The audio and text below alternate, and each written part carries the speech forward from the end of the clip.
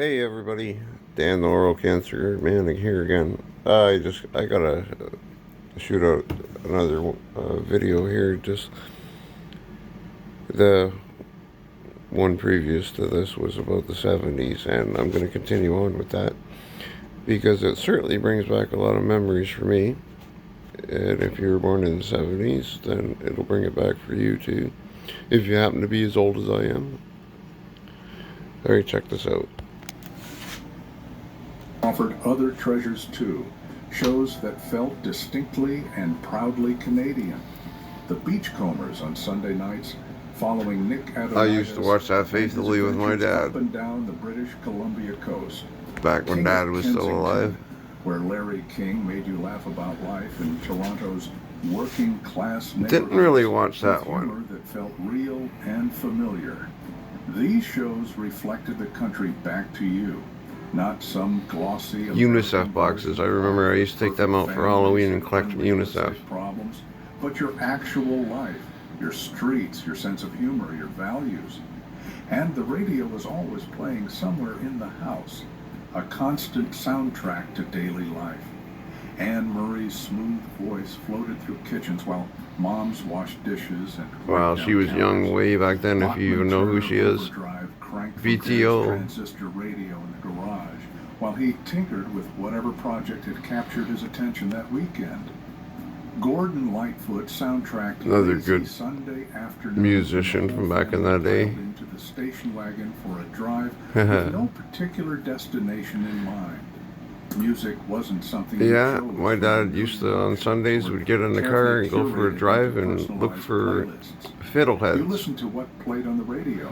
And you loved it. Actually, my dad used to have a CB shit like that too, way back in the day. Had a 70-foot tower in the backyard. Used to be able to talk to like Germany and shit. Station wagons with their fake wood yeah. Seats that could fit. Never had one with the fake wooden panel, but road trips that felt like expeditions. Long drives up to cottage country. Muskoka with its rocky shores. Muskoka, yeah, that's an awesome place to go here in Ontario. Their connected lakes, perfect for exploring. Or all the way out to Prince Edward Island if your family had the time. Back in that day, you used to be able to sit in the back window and ride. GPS guiding you turn by turn. I think it was the early 70s where they actually put mandatory seatbelts in cars. It might have been the late 60s, but late 60s, early 70s, I believe, is when it was mandatory seatbelts. Most cars didn't have seatbelts before that time. And who was touching whose side. But once I used to have a 1970 Chevy truck. Everything settled. It was the first vehicle I ever had. It didn't have seatbelts in it. Windows down. Warm summer. I think it was supposed to, but the smell of farms and forests. The steady back in that day, you could get away with that shit. Freedom in motion. Those cottage trips were about as close to paradise as most families got. I used to go up to a place, they were talking Muskoka. I used to go to a place in just before Muskoka area, I believe. It's called Dorset. A friend of the family had a cottage up there, and we used to go up there all the time. Where you'd spend entire days diving in, climbing out, diving in again until your skin pruned. There's a whole bunch of skunks around the cottage there. We end up shooting a bunch of them. Campfires at night. My brother ended up grabbing them and getting all sprayed with skunk shit. He had to sit out on the deck with tomato soup. You had to blow them out quick. I liked mine on fire, the marshmallows. Across the lake in the darkness. Those trips weren't about luxury or impressive amenities. They were about disconnecting completely from regular life and reconnecting with each other. No distractions, no schedules. That's 100%. You know what? I used to have so much fun. I think it was funner just to go chill, like at a cabin, than it is to go like to Wonderland or something like that.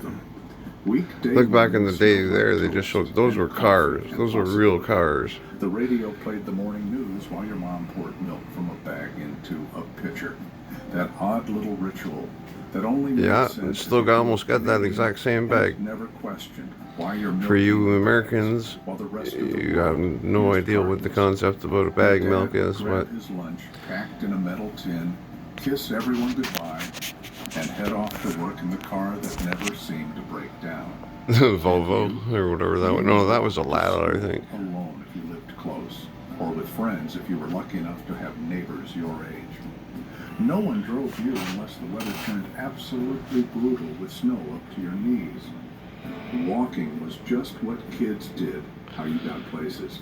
That's for sure. Thought twice about it. School felt different back then, too. Structured and predictable. I remember I walked across town, and I think I was in grade 7, and I had a cast on my leg.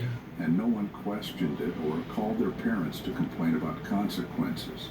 You did your homework because that's what you were supposed to do. You respected adults because that's how you were raised.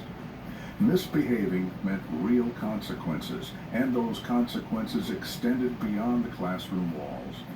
If you got in trouble at school, you got in trouble at home.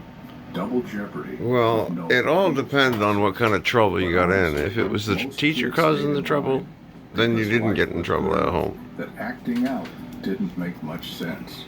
You had freedom where it counted, freedom that mattered, freedom that was real. Why risk losing it over something stupid? Afternoons after school followed a comfortable, predictable pattern that felt right. Drop your bag by the door. Grab whatever snack your mom had left out. Head outside where the real day began. Play until dinner, until your mom's voice carried down the street calling you home, until the shadows grew long. And that for me with my kids, it was a real sharp whistle. Once I whistled, they'd come home. With nets made from old pipes. Baseball in the empty field with a taped up ball and a wooden bat someone's dad made in shop class. Kick the can when the group was big kick enough. the can. Holy Capture crap. the flag when the sun started setting, and shadows made the game more intense. It sure and hiding did. Places more effective. I remember playing that game back when I was a kid. In 1970s Canada, simple, free, and somehow perfect in ways we didn't fully understand until decades later when we tried to explain it to our own kids who would never quite grasp what we meant. Because how do you explain the feeling of riding your bike with no destination? How do you capture the taste of milk poured from a bag or the sound of a rotary phone ringing through the house? How do you recreate that trust, that freedom, that sense that everything would be okay? You can't. You can only remember it. Close your eyes and go back to 1975. The coffee's brewing. Gordon Lightfoot plays softly. And for one perfect moment, life was exactly what it should be. If this brought back memories you've forgotten, watch the next video. Well, it certainly brought back memories for me. I don't know about you fellas or whatever, but let me tell you, those were the days if you want to compare into what we got to deal with now. Luckily, my children, twin girls 19 years old, son is 17, they grew up old school way. So I've gotten many compliments, and I'm not trying to pat myself on the shoulder, but my children are very respectful. They don't bark out and act like jerk-offs or anything like that. Not that I raised them under an iron fist or anything. I think I just got lucky and my kids grew up with some morals and shit like that, which I was taught when I was a kid too. See, I think the poorer you grow up, like if you're like rich and you don't ever have to work for anything, they're entitled little pricks. But somebody that, like, I'm not rich, I'm far from being rich. Like, look at what kind of YouTube channel I got going, and that's only because I got cancer and I don't know what else to do. But my children have grown up to be very respectful people. I got lucky, or maybe I had an iron fist in the younger years or whatever, but anyways, let me tell you, I couldn't be more prouder than the family I've raised. So at least that's one thing I got when I finally die here, whenever that's going to be in the next little while. that at least I know I left behind some respectable people. So, hopefully you can all do that too. Anyways, just another silly video from Dan the Cancer Man. Everybody have a good night. Take it easy.